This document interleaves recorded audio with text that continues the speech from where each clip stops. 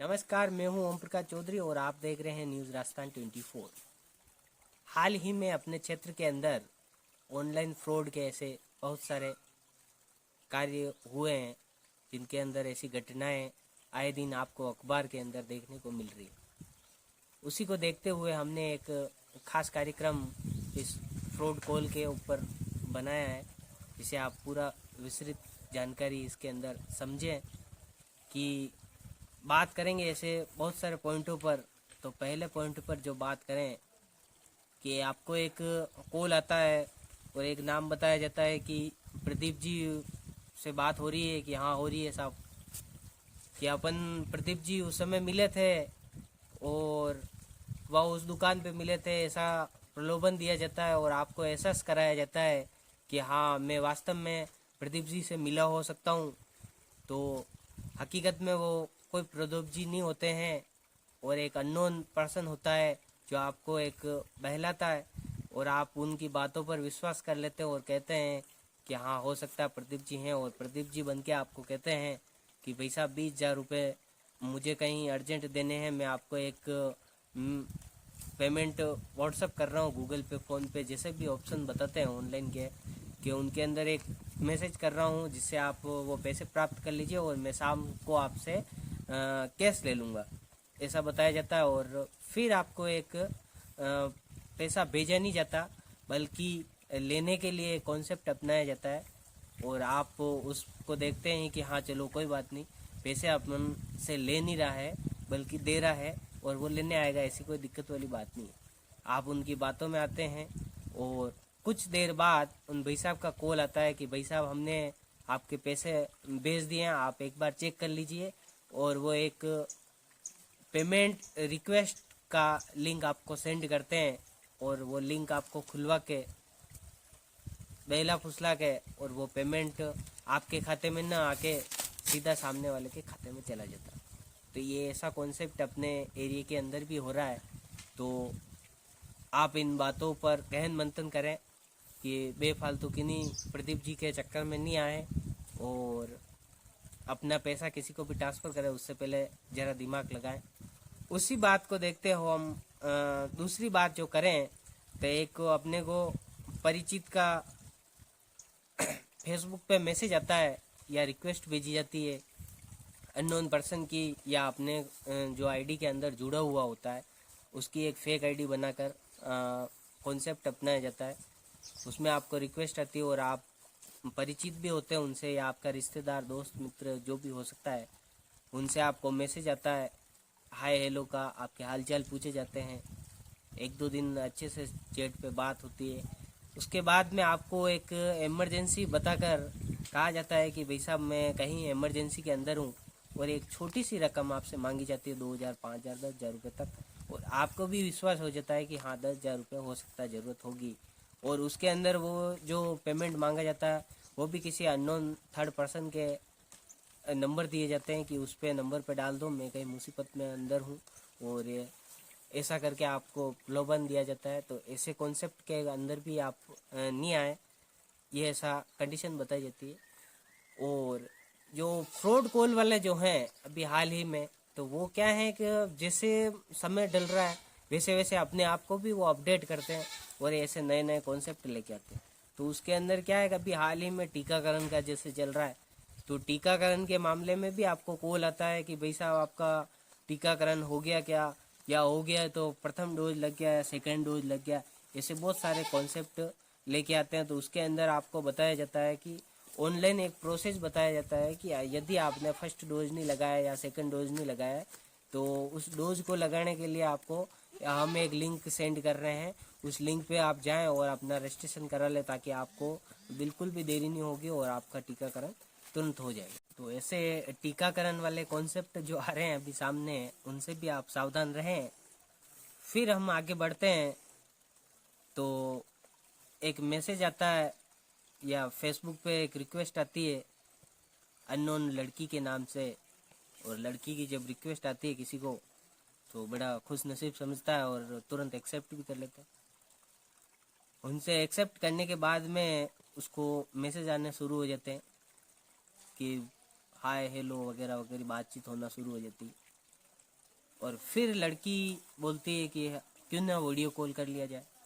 तो आप video call के लिए भी तुरंत तैयार हो जाते हैं। और जब आप वीडियो कॉल करते हैं तो उसके अंदर एक ऐसा वीडियो सेट किया जाता है जिसके आपको लड़की सामने दिखती है, लेकिन दरअसल वो लड़की होती नहीं है, एक फेक होता है मामला पूरा। तो उसके अंदर आपको ऐसी लुभानी बातें की जाती है जिसके अंदर आपको वीडियो कॉन्सेप्ट पूरा रिकॉर्ड कर लिया जाता है और उसके बाद में आपको ब्लैकमेल किया जाता है कि आप यदि आपने हमें पैसे नहीं दिए तो हम इस वीडियो को वायरल कर देंगे वगैरह वगैरह, ऐसा आपको अपनाया जाता है। तो आप एक बहुत बड़ी मजबूरी के अंदर फंस सकते हैं। तो ऐसे कॉन्सेप्ट से भी आप सावधान रहें। नेक्स्ट हम जो बात करें तो अभी क्या है कि वो भी जो फ्रॉड काम करते हैं तो वो भी क्या समय समय पे अपडेट होते रहते हैं। तो उसमें एक ऐसा कॉन्सेप्ट आता है कि अभी हाल ही में जो योजनाएं जो चलती है या ऐसे फंड्स जो इकट्ठे होते हैं तो उनके ऊपर वो भी स्टडी करके वैसे ही मुद्दा सामने लेके आती है। जैसे अभी कोविड का कॉन्सेप्ट चल रहा था कुछ दिन पहले कि कोविड में राहत आप जो हेल्प कर सकते हैं, तो उन्होंने भी एक ऐसा फेक अकाउंट तैयार कर लिया था कि आप इसके अंदर सीधा पैसा डाल सकते हैं। जैसे श्री राम मंदिर का जो चंदा इकट्ठा हो रहा था तो उसके अंदर भी उन्होंने ऐसा कॉन्सेप्ट लिया है कि इस लिंक पे आप जाके या इस अकाउंट पे सीधा डाल सकते हैं। तो वो कहीं राम मंदिर के अंदर न जाके वो सीधा उन फेक लोगों के पास पैसे जा रहे थे। तो उसमें भी आपको डालने से पहले पूरी जानकारी जुटानी चाहिए, क्या मैं पैसे जो डाल रहा हूँ वो सही जगह जा रहा है या नहीं जा रहा है। तो ऐसे मामले में भी आपको सावधान रहने की आवश्यकता है। नेक्स्ट हम जो बात करें तो बैंक है या बीमे के सेक्टर के भी जो प्रोसेस आते हैं, जैसे बीमे के आते हैं कि बीमे कंपनी से कॉल आता है आपको या मैसेज के द्वारा बताया जाता है कि आपकी ये जो किस्त आ रही है या बोनस आ रहा है, स्कीम आ रही है, तो उसका ये लिंक है, उसमें आपको ये स्कीम एक्टिव कर दी जाएगी। या जो आपने वर्तमान में जो पॉलिसी ले रखी है उसको कुछ बड़ा चढ़ा के बताया जाता है कि यदि आप ये कॉन्सेप्ट अपना लेते हैं तो आपको इसमें काफ़ी सारे फायदे हो सकते हैं या आपकी पॉलिसी के अंदर जो बोनस पेंडिंग पड़ा है वो आपको मिल सकता है। तो ऐसे में आपसे जानकारी जुटाई जाती है और ऑनलाइन प्रोसेस के लिए बोलते हैं, लेकिन बीमा कंपनी दरअसल ऐसा कोई ऑनलाइन प्रोसेस नहीं अपनाती। आपको सीधा बैंक से या बीमा कंपनी से कंपनी में जाकर संपर्क करना चाहिए। तो ऐसे कॉल से भी आपको सावधान रहने की आवश्यकता है। फिर हम नेक्स्ट बात करें तो केवाईसी अपडेट का एक मामला भी सामने आता है।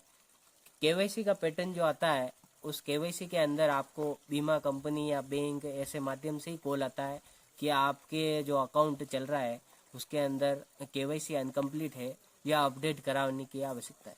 तो ऐसे कॉन्सेप्ट में भी आपको यूँ लगता है कि हाँ मुझे वास्तव में ये जानकारी सही है और मेरे को केवाईसी अपडेट करानी चाहिए, तो वो आपसे ऑनलाइन प्रोसेस के अंदर सारी डिटेल्स मांगते हैं और आप तुरंत प्रभाव से उनको दे देते हैं। तो ऐसे में ऑनलाइन ऐसी कोई केवाईसी नहीं की जाती है। तो ऐसे में आपको भी सावधानी रखने की बहुत आवश्यकता है। उसके अलावा लास्ट में एक कॉन्सेप्ट पे बात करूँगा जिसको हम सीधा कह सकते हैं लालच या लोभ में आप भी आ जाते हैं कि एक लॉटरी के नाम से आपको मैसेज आता है कि आपके 25,000 रुपये खुल चुके हैं या 25 लाख रुपए खुल चुके हैं और इस लिंक पे जाएं सीधा तो आपको सीधे पैसे खाते में आ जाएंगे। और आप जब उस लिंक पे जाते हैं तो उनमें बताया जाता है कि आपको ये लॉटरी खुलने से पहले आपको पूरा प्रोसेस करना पड़ेगा और प्रोसेस में आपसे पूरी जानकारी जुटाई जाती है, एड्रेस वगैरह वगैरह लिखा जाता है कि बाई पोस्ट आपको कोरियर द्वारा आएगा या ऐसे जैसे भी माध्यम वो अपनाते हैं उसमें बताया जाता है। और आपको कहते हैं कि इसके लिए आपको 25,000 रुपये 20,000 रुपये पहले डालने होंगे। तो आप उस लालच में आके 20,000 25,000 रुपये डाल देते हैं। फिर कुछ दिन बीतते हैं और उसके बाद में आप पता करते हैं कि भाई आपकी कहाँ तक पहुँची ये जो कोरियर सेवा है वो। तो आप कोरियर वाले को या किसी के भी जो नंबर देते हैं उनसे भी आपको कस्टम विभाग से कॉल आता है कि भाई साहब आपका पार्सल पड़ा और आपको ये पार्सल छुड़ाने के लिए 25,000 रुपये पहले जमा कराने होंगे वैसे वगैरह वगैरह ऐसा लगता है। और आप देखते हैं पहले भी 25,000 रुपये गए और अब भी 25,000 रुपये देने से हो सकता है मेरे को फ़ायदा हो जाए।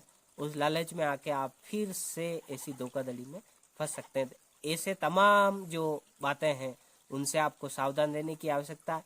इन्हीं को मद्देनजर रखते हुए हमने आज ये खास वीडियो इसी पे बनाया कि अपने क्षेत्र के अंदर भी ऐसे बहुत सारे कॉन्सेप्ट हैं जिन पे ऐसे काम हो रहे हैं और लोग इन बेखाओं में आ रहे हैं। इनके लिए आपको क्या है, साइबर क्राइम की तरफ से एक टोल फ्री नंबर भी अलाउ किया गया है, 155-260। उस पर आप अपनी क्या ऐसे कोई यार दोस्त मित्र है, अगर वो ऐसे कॉन्सेप्ट के अंदर फंस गया है या ऐसा कोई दिखता है आपको, तो आप उस पर अपनी कंप्लेन दर्ज करवा सकते हैं। उस कंप्लेन के अंदर आप ट्रांजैक्शन जो हुआ उसकी डिटेल्स है, बैंक अकाउंट की डिटेल है, या आपके जो किस माध्यम से आपने पैसा लिया या कहाँ से गया उसकी डिटेल उनको जुटा सकते हैं। इसमें भी आपको सचेत और सावधान रहने की आवश्यकता है। वहाँ भी कहीं आपको OTP जैसे ऑप्शन मांगने की आवश्यकता नहीं है कि OTP कहीं नहीं मांगी जाती है। आपको नॉर्मली ऐसी बेसिकली जानकारी दर्ज करवा सकते हैं। तो हमने आज ये जानकारी आप तक जो जुटाई, पता नहीं आपको कितनी समझ में आई या कितना आपको लाभ होता है इस जानकारी से। यदि आपको ये जानकारी अच्छी लगे तो अपने ज़्यादा से ज़्यादा यार दोस्त मित्र तक जरूर शेयर करें। धन्यवाद।